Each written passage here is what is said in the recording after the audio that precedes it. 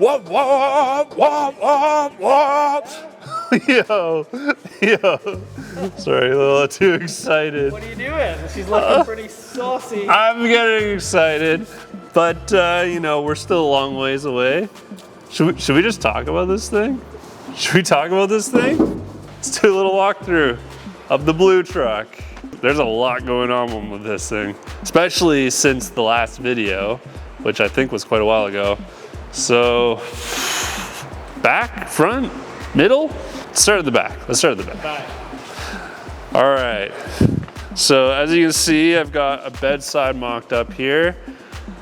These are all the glass on here, the dash, the hood, the bedsides, everything is from Fiberwerx. Super pumped on how it's looking. It's really, really sick, especially the one-piece hood and having the dash in there. Yeah, it's all just sick. So, yeah, obviously it's all fiberglass body, and then I've just been pounding away on this back half. So maybe you want to show from this side, I don't know. But basically this is gonna be storage. So the spare is gonna be up here. It's gonna be on a big hinging kind of trunk lid, and then we'll just have storage in here for all our recovery gear, camping gear, whatever. That's all gonna be in there. It'll probably have a tailgate too. I haven't totally figured this out yet, but that's what that's gonna be. Up here, we got our 2 transmission coolers from Derail. So 1, 2, they're the big race ones. And right below that, we have our 2 batteries. So my idea was that all the air is coming from under the truck and kind of hits this, because this is gonna be a wall, right? So the air will come under, hit this wall, and come up between there, straight through the coolers. It's all gonna be plated in, so the only way the air can get out is through the coolers. So I think, like when I'm whooping, there will be tons of airflow, and if I'm like crawling, then the fans will do the job. So that will work really good. Batteries are tucked away. They're like as close to the axle as I can get, behind the axle, so getting as much weight further back as I can. Of course, the fuel cell is right behind the cab. So the reason I did that is because I want this truck to do everything. If you're like strictly pre-runner guy, you put the fuel cell way back here and have all that weight back here. But my thinking was, I'm gonna have tons of storage, tools, recovery gear, my spare, all that stuff is gonna add up to a lot of weight that's always in here anyway.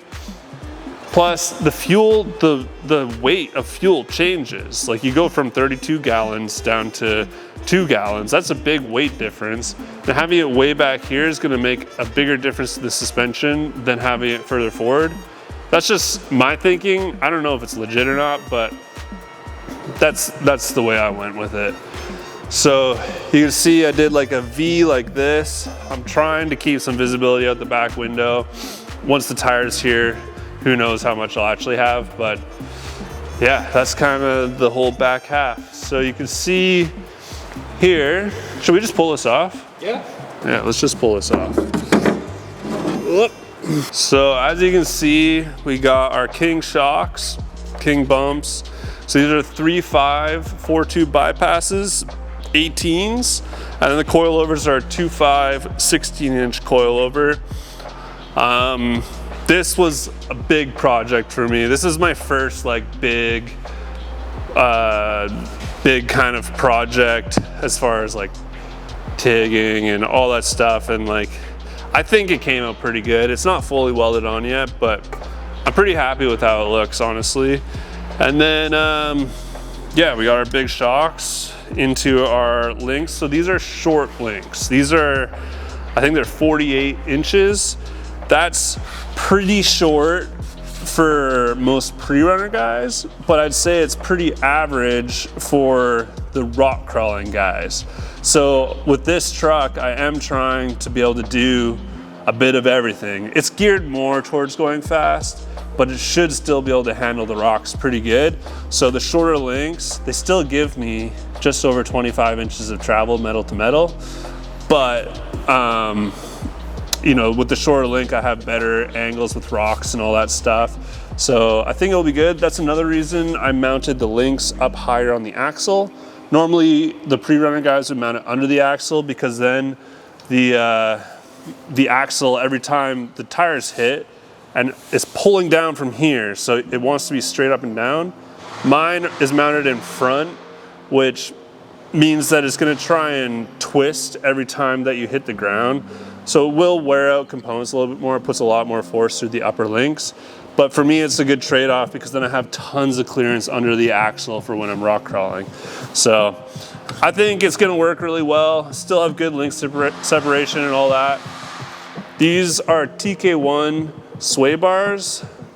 It's a really cool company, and their sway bars are sick, but also like pretty reasonably priced compared to a lot of the other ones out there, like Blitzkrieg and stuff. So really pumped on these. These are 24-inch arms, and then it's like a medium sway bar. So it will probably flex more than a dedicated Prerunner would want, but it'll flex pretty good for rocks. I'll have the big 2.5 by 4-inch bumps up here. So yeah, I think bumped and strapped, it'll be around 24 inches of travel in the back. JD Fab 9-inch rear end, and I'm gonna probably be putting a high pinion in here to keep the drive shaft up above these links. So yeah, should work really, really well. I'm hoping.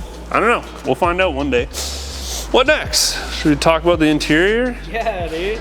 All right, so interior-wise, the cage is getting close to being done.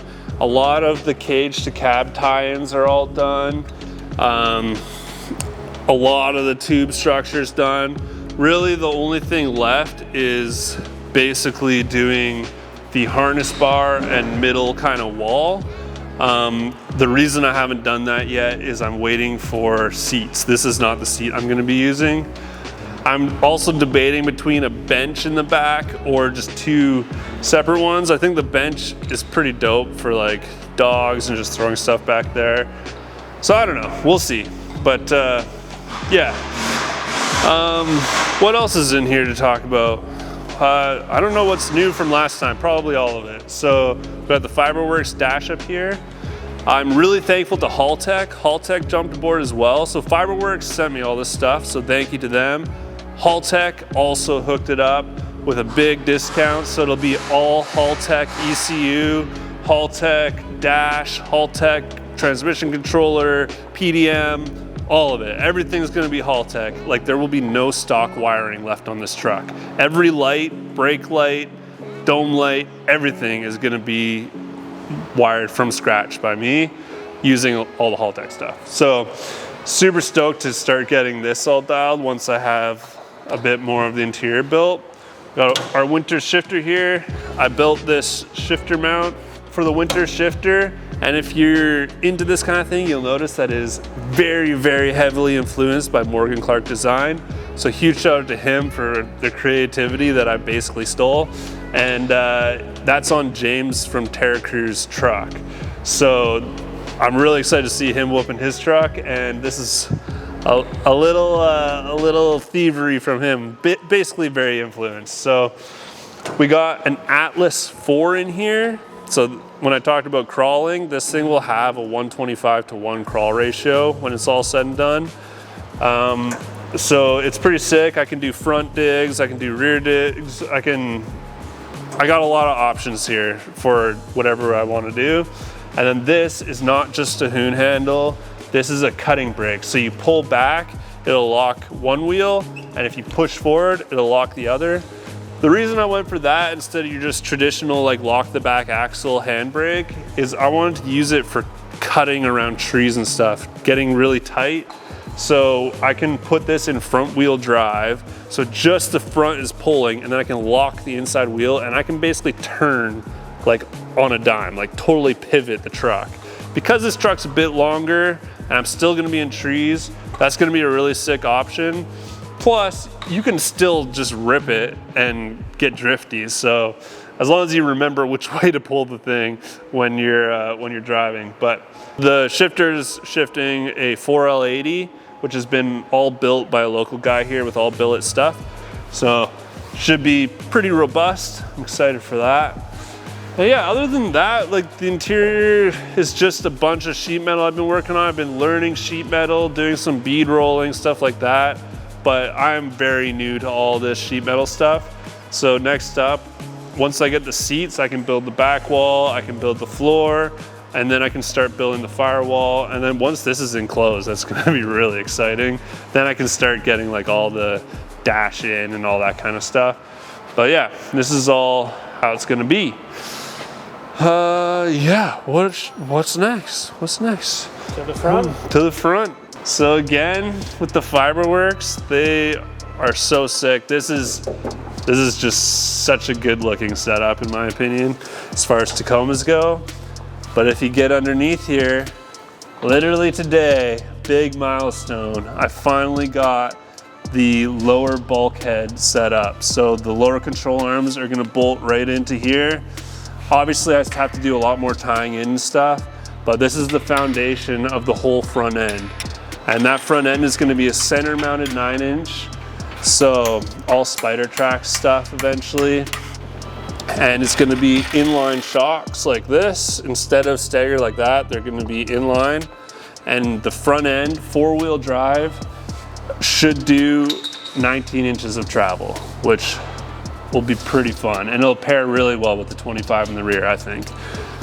Obviously we got a small block Chevy here. It's a LS3, and it's pretty tame. It should do like 500 horsepower, according to what I've read online. Very mild build on it because I don't want to blow up, but should be lots of fun regardless. So excited to hear that thing roar. Obviously, you can tell, like this is the front of the truck here. You can tell it's really far back. That's to let me get that diff right in the middle, because the front diff is gonna be like right here in front of the crank pulley. So it should fit right in there, and then all my shocks should be right in front of the motor. It's gonna be tight to package. I am gonna have a front radiator, so that'll be mounted up here. And yeah, this thing hopefully is gonna rip. But yeah, I'm fired up on this thing, man. I've been working really hard on it as every free time I get. Thank you so much to my wife. We just had a baby, and she's still letting me come out here and work on this thing in the evenings. So anybody that's built a truck knows how much work goes into something like this, and there's a lot of sacrifice. So I'm very thankful to her for letting me do that. But honestly, I just want to rip this thing.